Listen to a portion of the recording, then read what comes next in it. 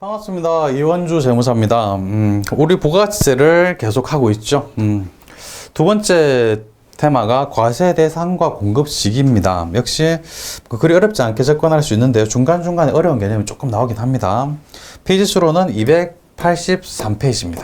시작해 보겠습니다. 283페이지 이런 내용이 나옵니다. 과세 대상이 뭐냐? 세 가지입니다. 과세 대상은 재화의 공급, 용역의 공급, 재화의 수입 세 가지. 그래서 틀린 보기로 이게 자주 나옵니다. 용역의 수입은 부가세 과세 대상이 아니다. 별표 하나 쳐두시기 바랍니다. 부가세 과세 대상은 재화의 공급, 용역의 공급, 재화의 수입. 용역의 수입은 아니다. 넘어갑니다. 동그라미 1번입니다. 재화의 공급은 이렇다. 개념. 재화란 재산적 가치가 있는 모든 유체물, 무체물이 포함된다는 게 중요해요. 많이 헷갈리십니다. 재화는 재산적 가치가 있는 유체물과 무체물을 말한다. 유체물은 상품, 제품 같은 거고, 무체물은 어떤 권리 같은 거 말하는데요. 어쨌든 유체물, 무체물 다 포함이 된다는 거. 유체물은 뭐 상품, 제품 같은 거 쭉 한번 읽어보면 되고요. 무체물은 동력, 열, 기타 관리할 수 있는 자연력 권리 이런 것도 재화가 된다는 거죠. 재화에 해당된다. 재화라 그러면 보통은 그냥 상품, 제품을 말해요. 눈에 보이는 상품, 제품. 그런데 동력, 열, 기타 자연력 권리 이런 것도 재화의 범위에 포함이 된다는 거 기억하시기 바랍니다. 무체물까지 재화가 된다는 거. 흙이나 대비, 물 이런 것도 재산적 가치가 있으면 재화의 범위에 해당이 돼요. 그래서 재산적 가치가 있다는 게 중요하다는 거. 그래서 재산적 가치가 있는 무체물까지 다 포함이 된다는 거죠.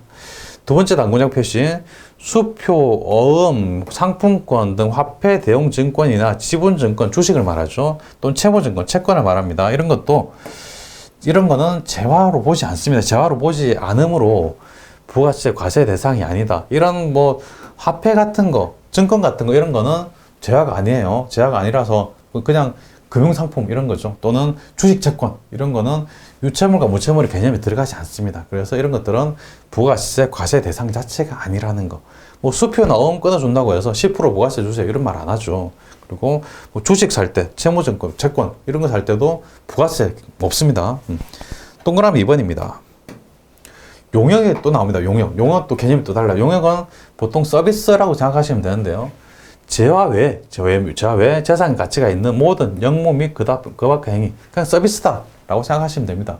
이발소에서 머리 깎아준다든지 뭐 그런 거 일해주는 그런 거죠. 그게 다 용역이다. 역시 부가세 10%가 다 붙습니다. 음식점 생각하시면 음식이라는 거를 재료를 막 그 라면 같은 거 생각하시면 분식점에서 라면 끓여주면 라면 뭐 마트 같은 데서 한 봉지 하나에 1,000원 정도에 팔죠. 1,000원, 500원짜리도 있고. 어쨌든 마트에서 라면 사가지고 물 끓여서 계란 넣고 파 썰어 넣고 해가지고 분식점에서 한 3,000원 받죠. 1,000원짜리 끓이고 재료 넣어서 3,000원 받으면 이게 용익인가 뭐 재화인가 모르겠는데 어쨌든 왜 이렇게 비싸게 받냐라고 볼 수도 있는데 그 음식점 같은 경우는 재료를 손질해서 음식을 만드는 특별한 기술이 들어간다고 봅니다. 맛집 같은 데는 뭐 비법 같은 게 있죠. 특별한 어떤 뭐 기술 같은 게 들어가죠. 그래서 음식점은 재화가 아니고 용역을 준다고 생각합니다. 음식을 만들어주는 서비스를 해준다는 거죠. 그런 의미예요. 그래서 용역도 일종의 재산 가치가 있다면 과세 대상이다. 10% 붙는다는 거죠. 세금이 붙는다는 거죠. 그래서 역물을 제공하는 것 또는 권리, 재화, 시설물을 사용하게 하는 것 이런 것들은 다 용역에 해당한다 하는 거죠. 단권적 표시 그래 중요하지 않습니다. 넘어가겠습니다. 밑에 이렇게 또 단권적 표시로 또 분리해 놨습니다. 다음에 해당하는 것은 용역의 공급으로 본다 해가지고 기업번 건설업의 경우 건설업자가 건설 자재의 전부 또는 일부를 부담하는 것은 건설업이고 자기가 주요 자재를 전혀 부담하지 않고 상대방으로부터 받은 재화를 단순히 가공만 해주는 것 이거는 용역의 공고로 보는 거고요. 또는 산업상 또는 과학상, 지식경험, 총량의 과정 이거 쉬운 말로 하면 노하우입니다. 노하우. 어떤 거를 뭐 만들 수 있거나 또는 뭐 제조할 수 있는 비법 같은 거죠. 노하우. 이런 것도 다 이런 걸 노하우를 제공하는 것도 다 용역의 공급으로 보는 거죠. 넘어가겠습니다.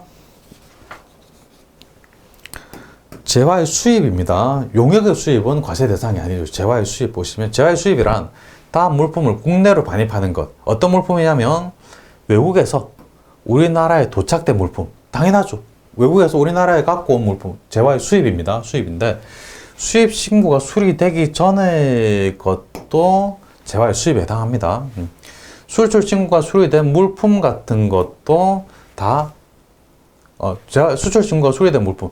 수출 신고가 수리됐단 말은 우리나라에서 우리나라 이렇게 있죠. 이렇게 남한에 있고 독도도 있고 일본에 이렇게 있다. 일본한테 수출하기 위해서 우리나라에서 수출 신고를 해요. 수출 신고가 수리됐다 말은 수출하겠습니다라고 신고를 한 거예요. 정부에 신고한 건데 이거를 다시 국내로 나가려다가 도로 들어왔다. 이것도 수입이라는 겁니다. 수출 신고가 수리됐기 때문에 형식적으로는 수출한 거예요.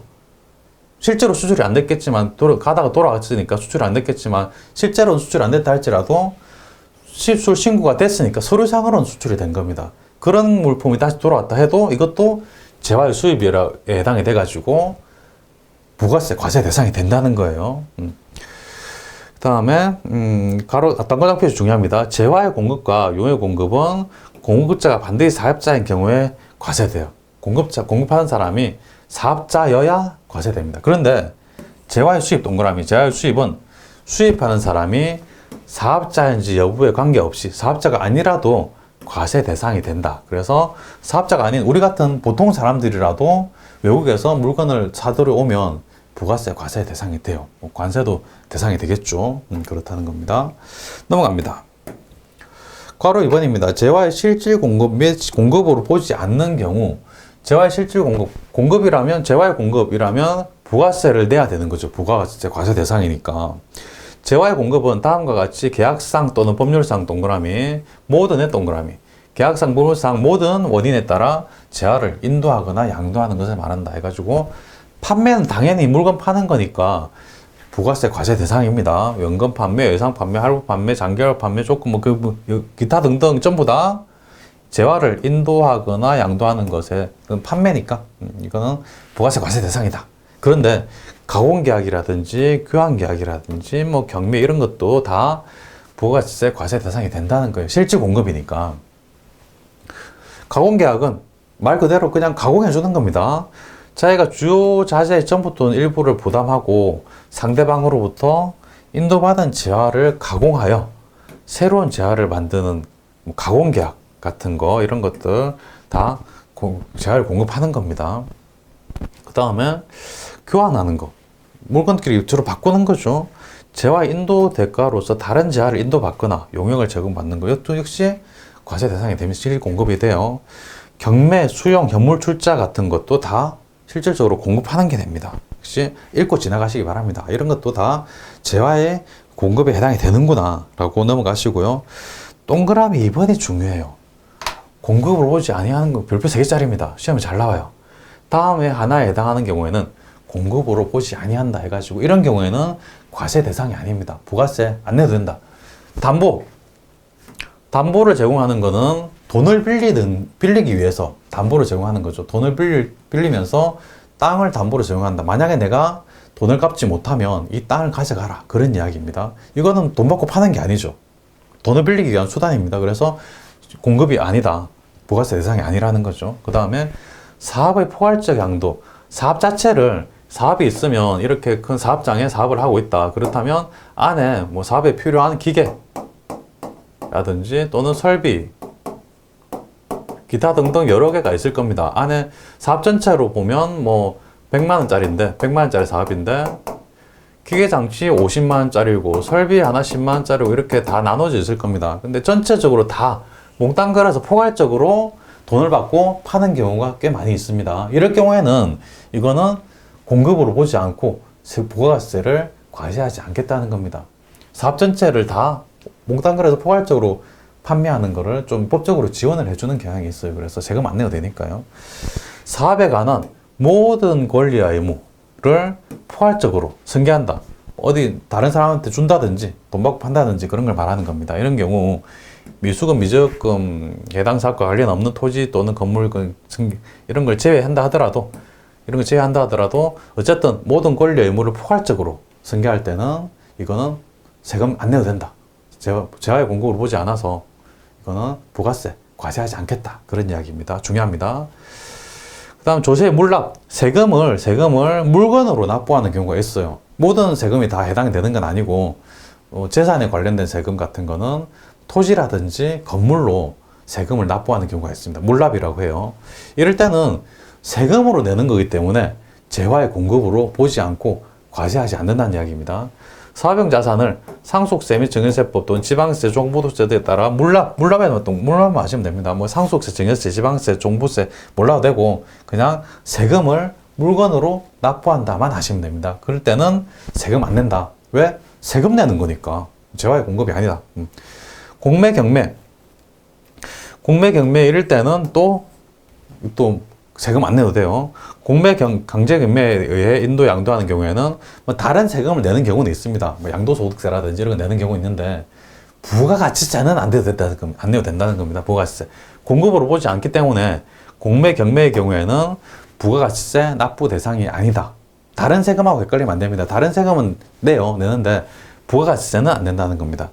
수용이란 말은 국가에서 어떤 큰 사업을 하기 위해서 뭐 개인이 다 가진 땅 같은 토지 같은 거 이런 거를 강제로 사가는 경우가 있어요. 그걸 수용이라고 하는데 강제로 사가는데 뭐 불합리하게 국가에서 뭐 강제로 사가는 게 아니라 일반 시세보다 좀 더 비싸게 사줘요. 그래서 그 땅의 원래 주인이 불만이 없게끔 만들어 줍니다. 그걸 수용이라고 하는데 이럴 때는 뭐 다른 세금 역시 냅니다만은 부가가치세는 안 내도 된다는 거죠. 그 따라 토지 등이 수용되는 경우에는 공급으로 보지 않기 때문에 부가가치세 과세 대상이 아니다.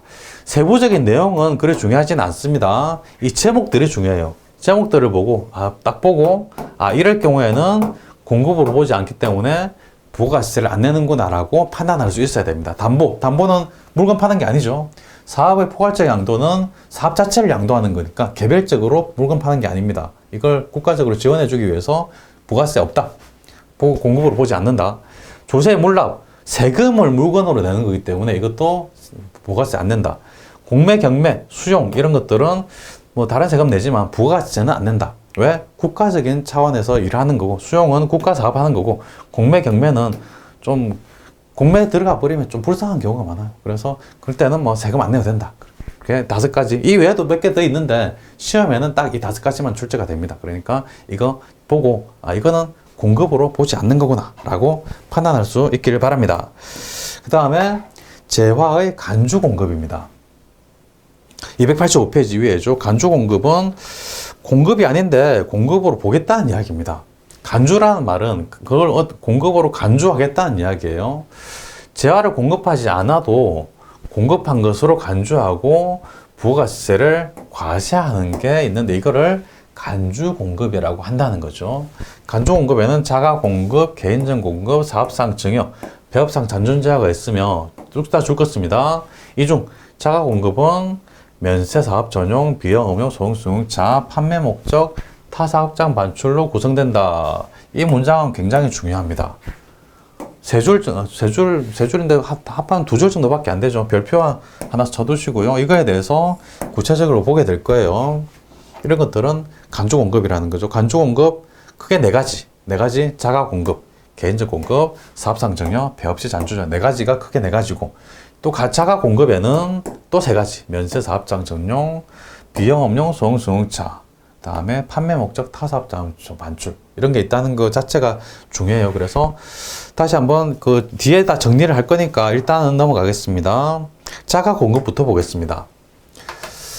자가 공급은 사업자가 자기의 사업과 관련하여 생산하거나 취득한 재화를 자기의 사업을 위하여 직접 사용하거나 소비하는 걸 말하는데 이 3가지가 있다는 거. 자가 공급에는 3가지가 있다는 거. 면세 사업 전용. 무슨 말이냐면 사업장이 2개예요. 과세 사업하는 사업장이 있고 면세 사업하는 사업장이 있습니다. 과세 사업장에서 쓰려고 뭔가를 사오면 매입세 공제가 돼요. 되는데 면세 사업장에서 쓰려고 뭔가를 사오면 매입세 공제가 안 됩니다. 왜? 면세사업자는 부가세를 내는 사업자가 아니기 때문에 매입세 공제 자체가 필요가 없어요. 세금도 안 내는데 공제해 줄 필요가 없죠. 근데 과세사업자는 매입세에 대한 공제 해줘가지고 부가세를 그만큼 덜 내게 만들어 줍니다. 그래서 전단계 세액공제법이라는 거죠. 매입세를 빼준다. 그래서 전단계 세액공제. 매입세액을 빼주기 때문에 이만큼 부가세를 덜 내게 됩니다. 환급을 받을 수도 있죠. 그런데 면세사업자는 매입세 공제가 안 되기 때문에 매입세액과 관련된 혜택이 전혀 없어요. 매입세액 혜택이 전혀 없기 때문에 뭔가 좀 손해본다는 느낌을 받을 수가 있어요. 그래서 나도 A라는 사람이 과세사업장도 경영하고 면세사업장도 경영하는데 과세사업을 경영하면서 매입세액 공제를 받아가지고 물건값의 10% 세금을 공제받거나 환급받았다. 이거를 이렇게 공제받거나 환급받은 거를 과세사업을 위해 쓰다가 면세사업을 위해 또 쓰는 걸로 바꿨다. 기계 같은 거 바꿨다. 그렇다면 이 기계에 대한 부가세를 이미 환급받았기 때문에 원세사업장에 써버리면 과세사업에 쓰던 거를 면세사업장으로 돈 받고 팔았을 거다라고 간주를 하는 겁니다. 간주 공급이에요. 공급이란 말은 돈 받고 팔았다고 생각하시면 됩니다. 공급했다. 과세사업장에 쓰던 걸 면세사업장에 팔았다.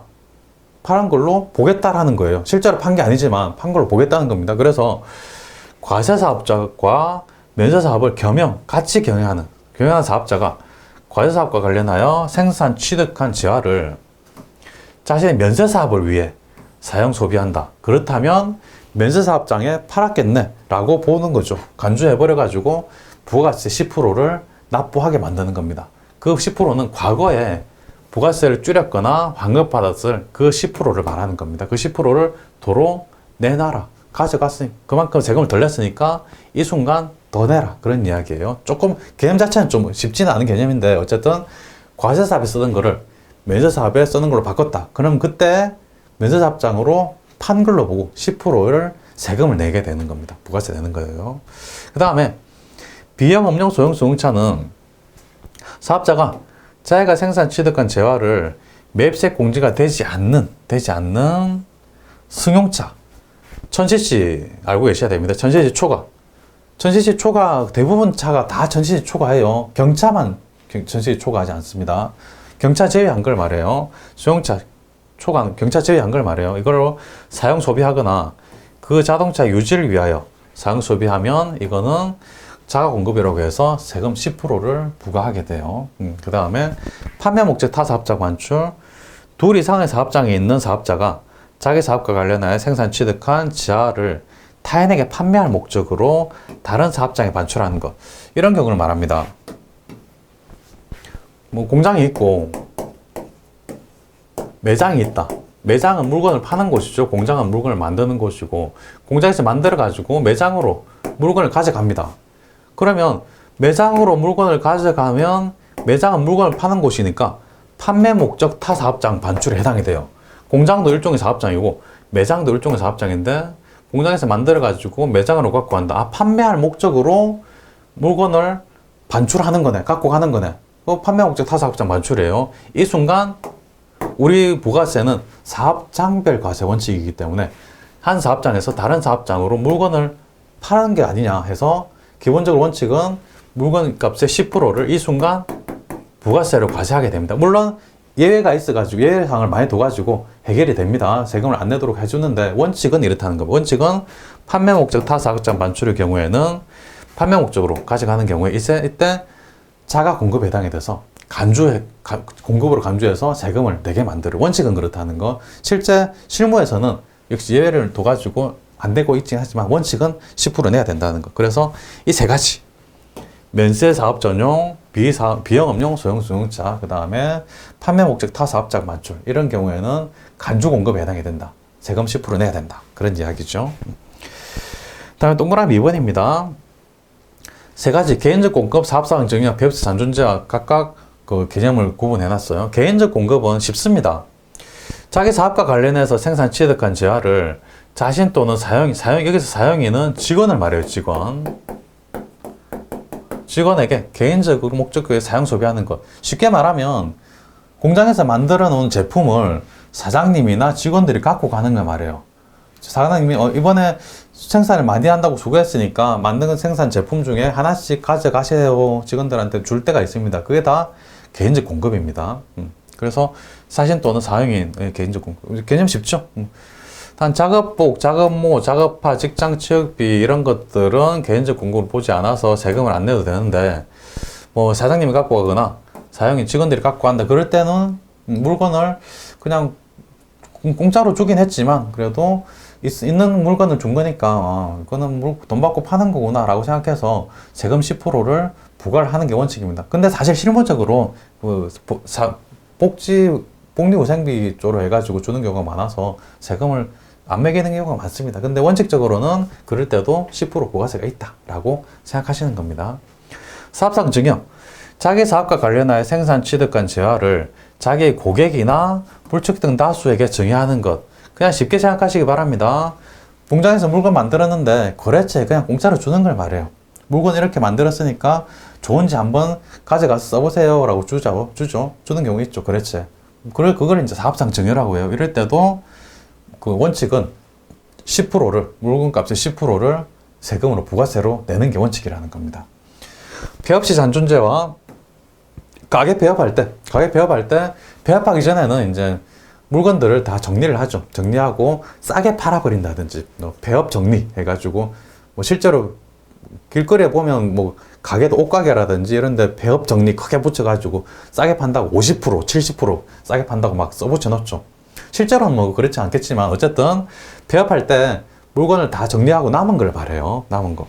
사업자가 사업을 폐업할 때 남아있는 재화, 매장에 나와있는 재화에 대해서는 이거는 사장님이 가지고 가겠지, 사장님이 알아서 어디 팔겠지, 또는 사장님이 알아서 정리하겠지 해가지고 그거에 대한 10%를 부가세로 부담을 해야 돼요.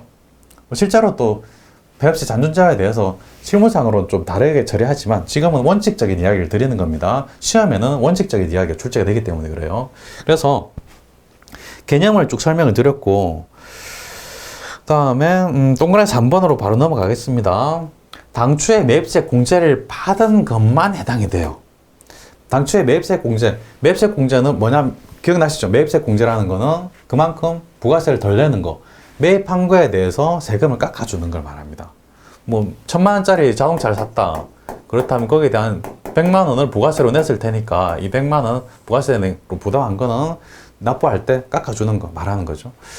매입세 공제를 받을 것, 판매 목적 타사업장 반출 이외가 중요합니다. 이게 크게 동그라미 네모 치시고요. 이외에 다른 간주공급은 매입세 공제를 받지 않은 경우에는 간주공급으로 보지 않는다는 게 중요해요. 그래서 전체적으로 다 매입세 공제를 받지 않은 것은 간주공급으로 보지 않습니다. 매입세 공제를 받아야 돼요. 따라서 판매 목적 타사업장 반출은 매입 시 해당 재화에 대한 매입세 공제를 받았는지 여부와 상관없이, 매입세 공제를 했는지 안 했는지 상관없이 항상 간주공급에 해당한다라는 게 중요합니다. 한 페이지 넘기면 정리를 해놨어요. 286페이지입니다. 참고해가지고 간주공급 요약되어 있죠. 요약 별표 쳐주시기 바랍니다. 중요하기 때문에 이렇게 요약을 다 해놨어요. 이런 것들이 간주공급이 해당이 된다는 게 제일 중요합니다. 다음 중 간주공급에 해당되는 것을 모두 모은 것은 하면 이거 다 골라내야 됩니다. 이것도 마찬가지로 전체적으로 크게 내가지고 전체적으로는 세 개 합해서 7가지입니다. 딱 보자마자 이거는 간주공급이구나 라는 거를 아셔야 됩니다. 결국은 암기를 하라는 이야기예요. 이거는 개별적으로는 이해를 하시는 건데 결과적으로는 암기하실 부분입니다. 그래서 자주 보셔서 암기하시기 바랍니다. 이거는 연습장에 써가면서, 손으로 써가면서 암기하실 필요가 있어요. 연습장 많이 쓰고 또 계속 되뇌면서 암기하셔야 됩니다. 제가 암기하란 말 잘 안 하죠. 연습장에 써지면 될 수 있으면 암기하지 말라 그러는데 이거는 암기하실 부분입니다. 자가공급엔 3가지, 나머지 3가지 이런 게 있다는 거 반드시 암기하시고요. 그 다음에 또 참고가 하나 더 있네요. 용역의 무상공급 및 간주공급. 용역은 간주공급이나 무상공급 이런 개념이 없어요. 우리가 이때까지 간주공급 했던 거는 재화에만 해당되는 거였습니다. 용역은 이런 게 없어요. 용역의 무상공급은 과세 대상도 아닙니다. 세금 안 내요. 용역 머리를 깎아줬는데, 서비스죠. 용역 머리 깎아줬는데 돈을 안 받았다. 이발소에서 또는 미용실에서 머리 깎아주면 당연히 돈을 받겠는데, 어디 뭐 사회봉사하러 양로원 같은 데 가가지고 머리를 깎아줬다. 무료로 깎아주죠. 그거를 세금 내라 할 수 없잖아요. 그러니까 재화는 무상 공급할 때 과세 대상이 되는데 용역은 과세 대상 자체가 아니에요.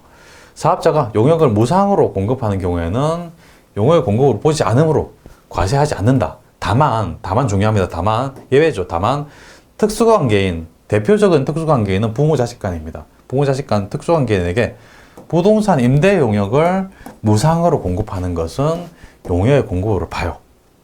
특수관계인의 범위는 좀 넓게 세법에서 정하고 있는데 특수관계인이 누군지는 그렇게 알 필요는 없습니다. 근데 대표적으로는 부모 자식이 대표적인 특수관계예요. 특수관계인에게 부동산 임대용역을 무상의 동그라미 무상으로 공급하게 되면 이거는 용역의 공급으로 봐가지고 부가세를 내게 돼요. 부동산 임대 용역만 그렇습니다. 그러니까 예를 들어 아버지가 큰 건물을 하나 가지고 있고 아들이 있는데 아들이 놀고 있다. 그럼 나 한 3층에 뭐 큰 사무실 하나 그냥 무상으로 빌려줄 테니까 여기서 뭔 사업을 해봐라 하면서 아들한테 이 사업장을 빌려주는 경우가 있죠. 이럴 때는 특수관계에 해당이 되고 부동산 임대 용역에 해당이 되니까 이때는 부가세를 내게 만든다는 겁니다. 그 외에 용역의 무상 공급은 다 세금 부가세 대상이 아니에요. 세금 부가세 안 냅니다. 용역은 간주공급 개념 자체가 없어요. 간주공급에 대한 규정이 없고 고용관계에 따라 근로를 제공하는 것은 용역의 공급으로 보지 않아서 부가세 과세 대상이 아닙니다. 사업자가 용역을 공급할 때는 부가세를 내는 거기 때문에 근로자가 사장님한테 뭘 막 일을 해주죠. 사장님이 직원한테 뭐 만들어봐라, 뭐 좀 해라 그러면 또 명령받아 해주죠. 그런 거는 부가세 과세 대상이 당연히 아닌 거죠. 당연한 이야기입니다. 넘어갑니다. 괄호 4번입니다. 공급 시기. 자, 공급 시기는 언제냐? 공급 시기가 돼야 세금을 내니까 공급 시기. 이동이 필요하면 인도되는 때, 이동이 필요한 거의 대부분 이동이 필요합니다. 물건 팔려면 이동이 필요하죠. 가게에 있다가 손님한테 주는 거 이동입니다. 이동이 필요하지 않은 경우, 건물 같은 거 이동할 수도 없죠. 그러면 재화가 이용 가능하게 되는 때, 보통은 인도되는 때고 이동이 안 된 때는 이용 가능하게 된 때. 그리고 기억니은을 적용할 수 없는 어떤 예외적인 경우가 있을 수 있습니다. 그럴 때는 공급이 확정되는 때. 그렇죠? 그래서 거래 형태별로 재화의 공급 시기는 다음에 따른다. 다만 중요합니다. 다만 폐업 전에 공급한 재화의 공급 시기가 폐업일 이후에 도래하는 경우, 장기 할부 판매 같은 경우, 장기 할부 판매는 1년 넘게 기간 동안 장기 할부 판매니까 지금 폐업해버리면 1년 이후에 받을 돈을 언제 과세할지 폐업할 때 과세한다는 겁니다. 이때는 폐업일을 공급시기로 보고 폐업일날 과세를 하게 돼요. 287페이지에는 개별적으로 공급시기가 이렇게 나와 있는데요. 쭉 보겠습니다. 기억 한 페이지 가득입니다. 기억부터 피업까지 있는데 한번 중요한 거 위주로 보겠습니다. 기억번. 판매, 현금 판매든 외상 판매든 할부 판매든 어쨌든 할부든 외상이든 판매를 하면 인도되거나 이용 가능하게 되는데 이건 원칙적인 공급 시기죠. 286페이지 아래쪽에 박스에 있던 그 공급 시기입니다. 인도 가능하면 인도가 불필요하면 사용 가능하게 되는데 그걸 말하는 거예요. 현금 판매든 어떤 판매가 있으면. 그 다음에 상품권을 일단 판매하고 해당 상품권이 현물과 교환되는 경우, 상품권을 일단 사가지고 그 상품권을 사용할 때죠. 그럴 때는 재화가 실제로 인도된 때, 상품권이 인도된 때 아닙니다. 상품권이 인도된 때 X. 상품권이 인도된 때는 수익으로 인식하지도 않고 세법에서 이때 뭐 재화가 인도됐다 그런 게 아닙니다. 실제로 재화가 인도된 때, 상품권이 인도된 때가 아니라 재화가 실제로 인도된 때. 장기 할부 판매는 조금 다릅니다. 각 부분을 받기로 한 때입니다. 받은 때 아니에요. 받은 때 X. 받은 때 아니고 대가를 받은 때 아니고 각 부분을 받기로 한 때.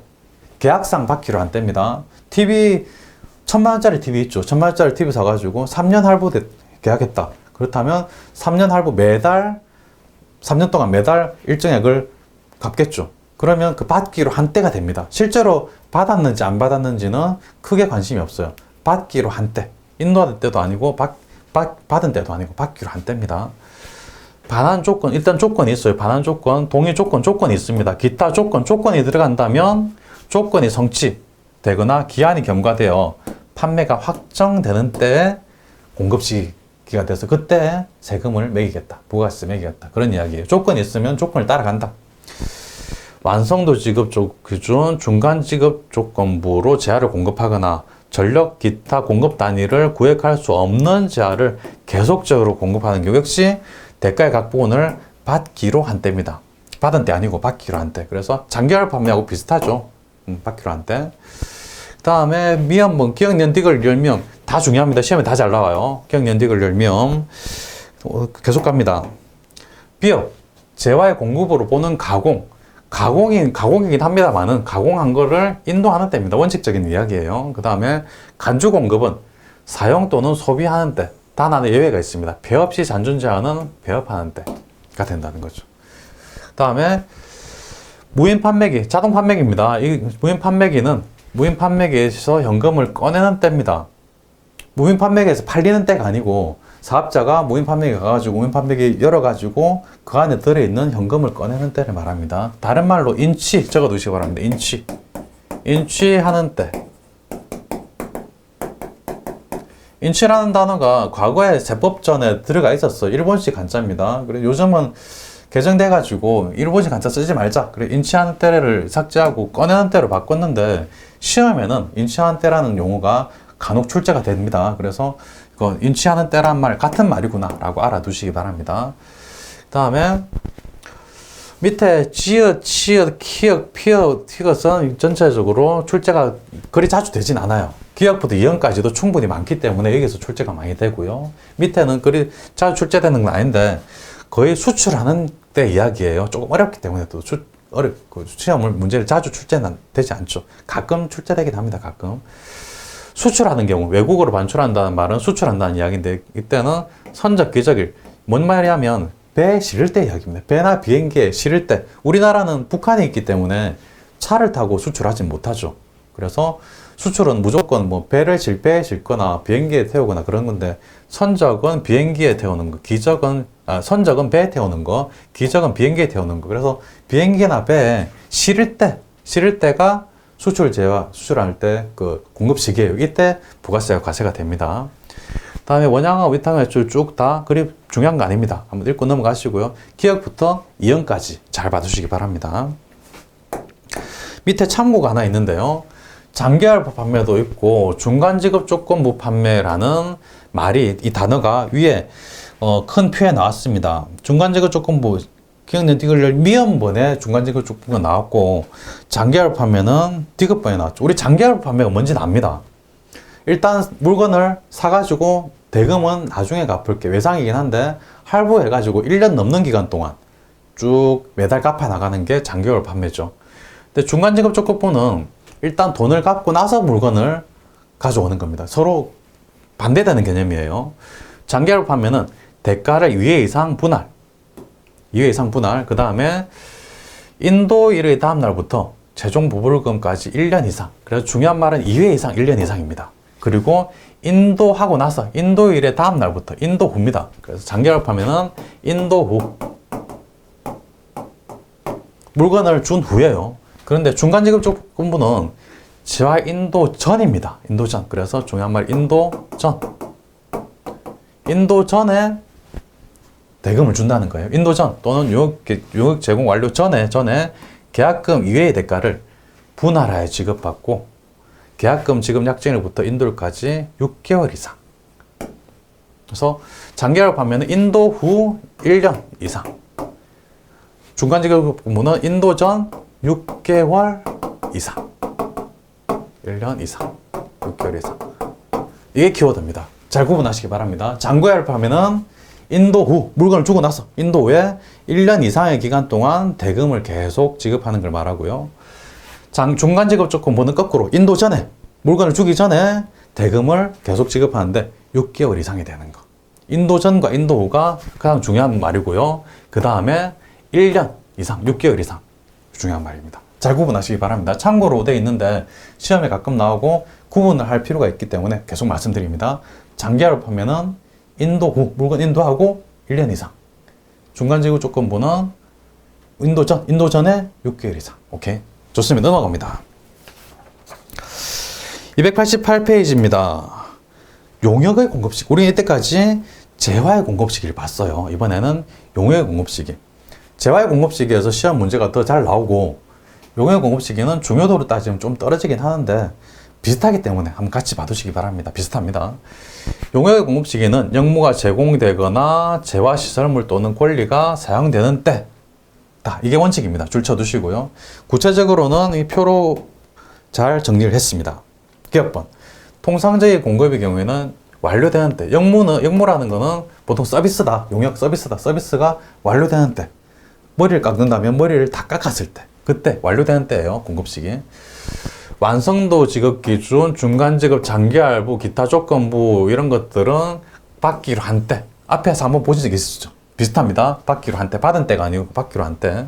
그 다음에 부동산 임대 용역을 공급하고 전세금 임대 보증금을 받은 그 간주 임대료라는 개념이 있는데 간주 임대료라는 개념은 지금은 아실 필요 없어요. 전산 세무 2급 가야 이게 뭐 간주 임대료의 개념을 묻는 문제가 나옵니다.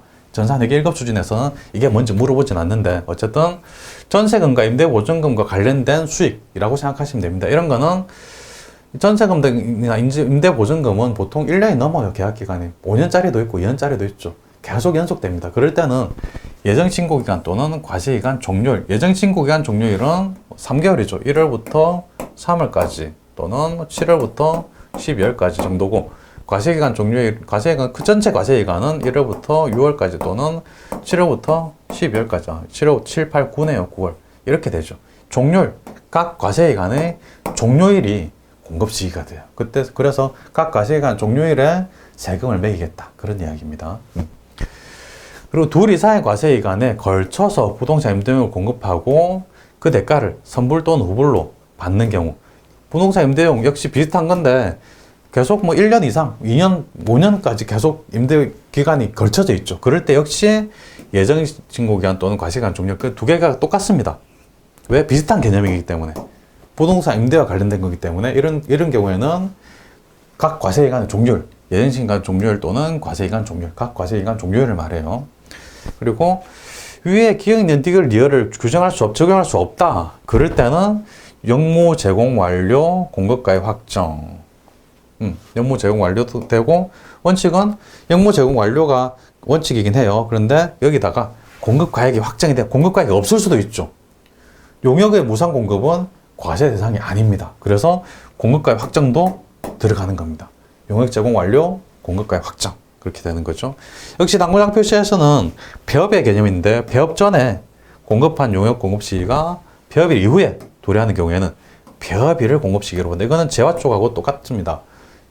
용역도 서비스 해주는 건데 워낙에 고가의 큰 금액일 수도 있어요. 그럴 때는 장기 할부로 나갈 수도 있습니다. 그럴 때는 폐업일 이후에 공급 시기가 도래한다. 그렇다면 폐업일에 공급한 걸로 보고 폐업일 날 과세하겠다. 그런 이야기예요. 다음에 거래 장소. 당구장 표시되어 있는데 거래 장소 재화. 이동이 필요하면 이동이 개시에 동그라미. 이동 완료 아닙니다. 완료 X, 완료가 아니고 이동이 개시되는, 이동이 시작되는 장소가 거래 장소고요. 이동이 필요하지 않은 경우, 뭐 건물 같은 거죠. 이럴 때는 소지하는 장소.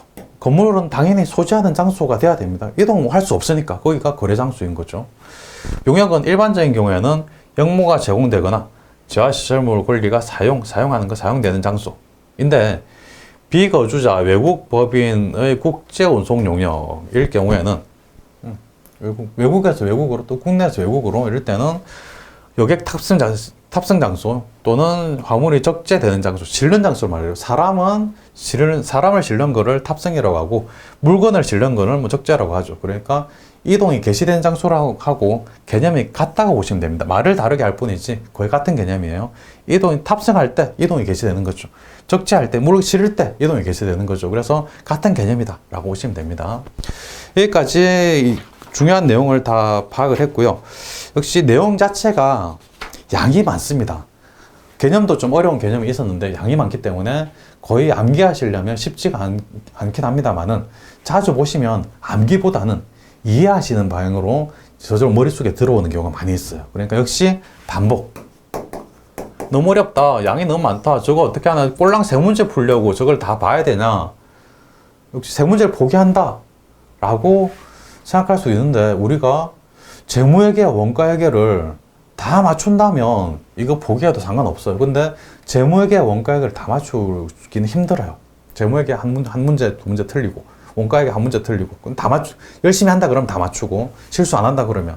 근데 부가세 세 문제에서 대충 두 문제는 맞추는 게 좋으니까 역시 암기할 때 제가 암기하라고 말씀드린 거는 반드시 암기를 하셔야 되고 나머지 부분들은 자주 보셔서 감을 만드시면 충분히 맞출 수 있는 문제입니다. 처음 보실 때 너무 많다, 양이 또 어렵다라는 느낌 들 뿐 계속 반복해서 보시면 어렵지 않다 또는 감이 생겼구나 라고 그냥 이거 같은데 하고 찍으면 그게 답이 되는 경우가 많이 있습니다. 부가세의 특성이에요. 그러니까 자주 보시고 문제 풀 때 처음부터 어렵고 많이 틀리니까 이거 뭐 포기하자 이런 생각 절대 하지 마시고요. 너무 아깝습니다. 절대 하지 마시고 자주 봐야지. 나중에 감이 생기면 우리 선생님이 감이 생기면 뭐 맞출 수 있다라고 하니까 자주 봐야지 이렇게 지금 가볍게 생각하시기 바랍니다. 여기까지 하시고 다음 시간에 문제 풀어보겠습니다. 수고하셨습니다.